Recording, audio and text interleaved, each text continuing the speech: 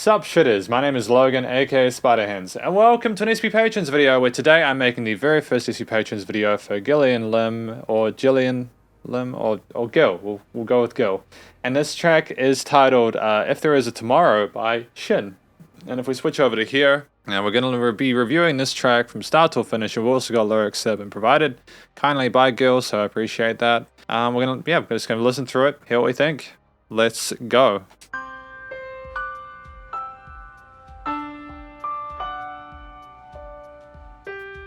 It's nice to come up with these piano parts, eh? It's very pretty. Very confident performance as well.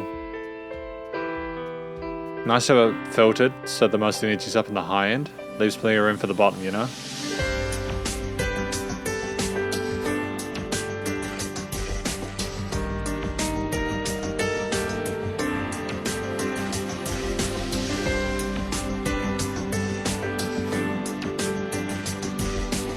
How do I describe that drum beat? The sound of the drums. Kind of sounds like something that comes from like the early 2000s, that kind of electro, sort of like synthy poppy kind of vibe to it. Like the drums are interesting. The drums are kind of fascinating to me. It's got that early 2000s vibe to it. Oh, we got an organ in there as well.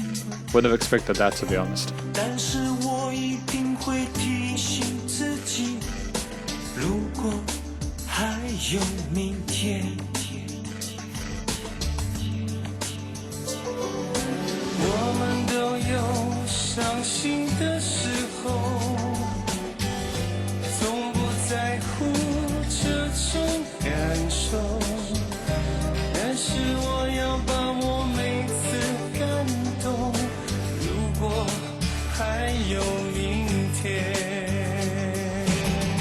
Effortless vibrato from the singer here, alongside the guitar parts that have been brought in at this point, just continuously to layer on the original theme here. There's a lot to appreciate. A lot to appreciate here.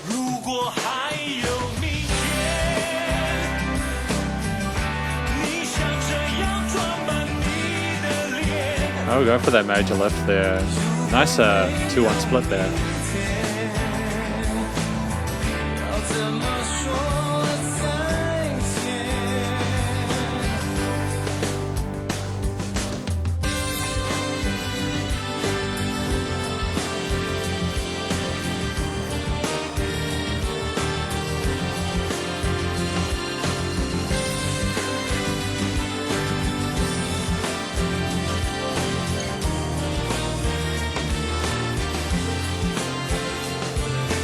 You know, I have a catchy hook, followed by, like, I think it's a saxophone solo. I can't really tell. The quality of the audio in this video isn't super fantastic, but we're doing our best. It's still good, though. It does sound like brass of some kind. The guitar is a little bit more prominent in this one.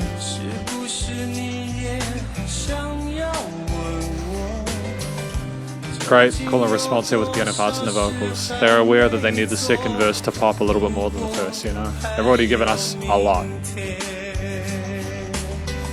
Similar phrasing of like the rhythm and the melodies here. The words are probably different. We'll find that out at the end, but...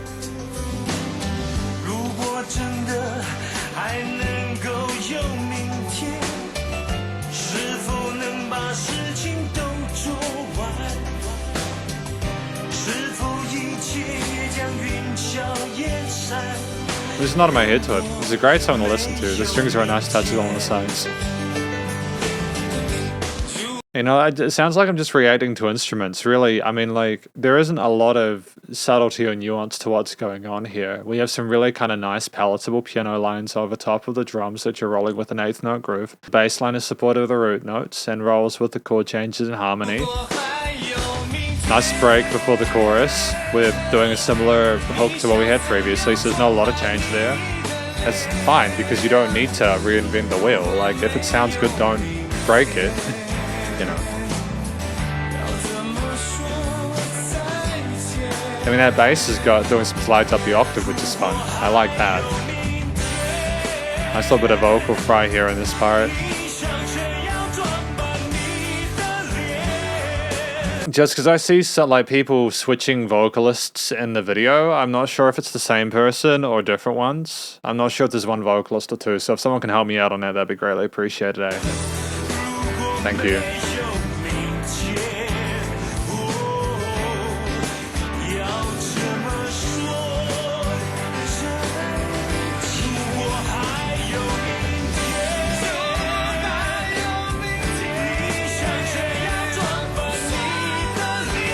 Yeah, I do think they're different vocalists, aren't they? Yeah, so they just have two singers in here.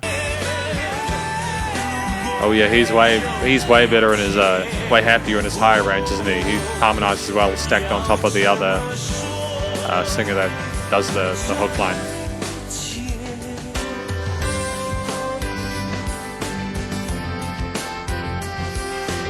Yeah, that is a saxophone, dude. I would love a saxophone, like, for real. I would love a saxophone.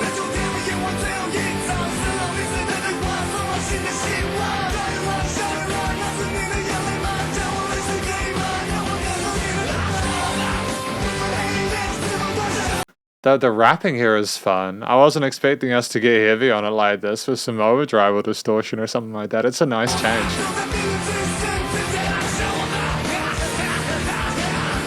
Kind of like Limp Bizkit mixed with like really pleasant jazz. It's a fun, unexpected amalgamation of elements.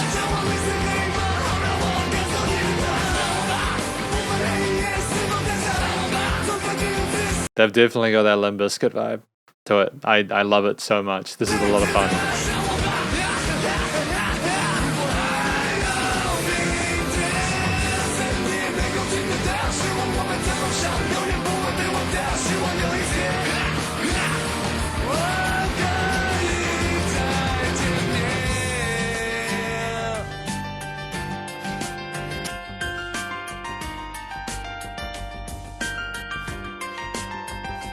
Yeah, I don't really know what else to say about it. I mean, we're going to do a conclusion, of course, after we look through the lyrics, but there's not a lot to really elaborate on beyond what I've sort of spoken about.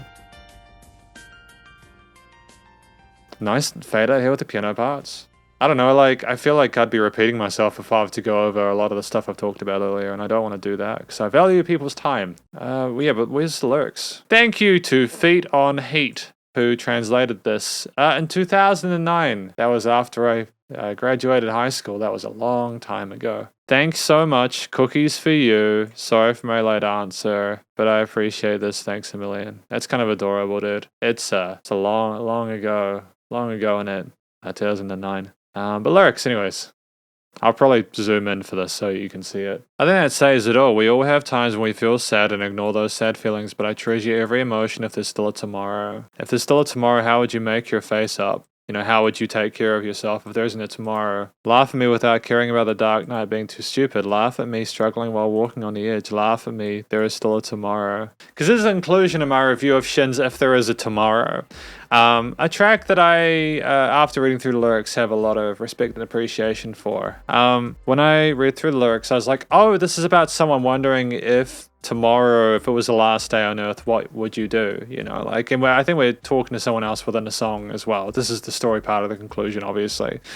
And we're sort of wondering, you know, you're laughing at me right now as I walk along the edge as I struggle, but like, what would you do if you're in my situation? It's basically a song about not taking time for granted, making the most of the present, and being aware of your own existence and the fragility of it. I think that's my take on this track, you know. The vocal performance from the singers involved was spectacular.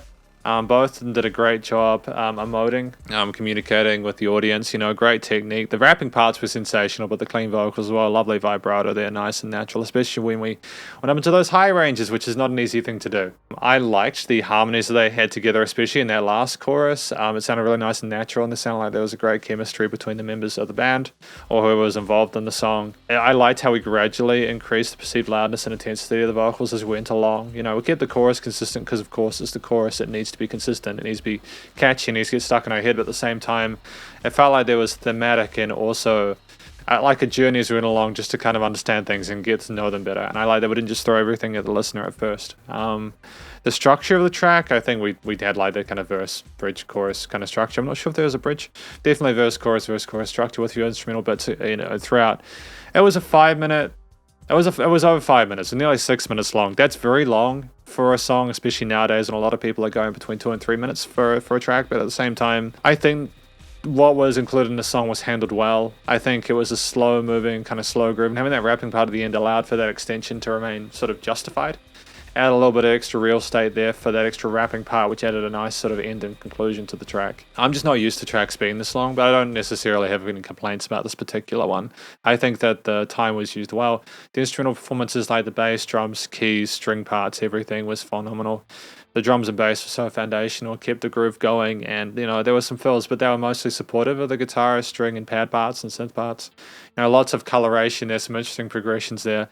No really crazy chromatic stuff or anything. But we didn't really need it like that. What we needed from this song was for it to allow the story to develop and evolve, or what we needed from the entrance rather, and definitely the instrumentalists allowed us to do that. The vocals were the focal point, obviously, but at the same time we had back accompaniment that knew that they had to elevate the story, and they did that sensationally, and really distinct sections with like the verse and the chorus parts, and it was really smart musicianship. And then in addition to this, you have the situation with the recording, mixing, and mastering. It was commercial grade, ready for release. I know that this video has maybe been uploaded. We downloaded and uploaded it maybe 1 or 2 times, so the audio quality isn't necessarily as good because of the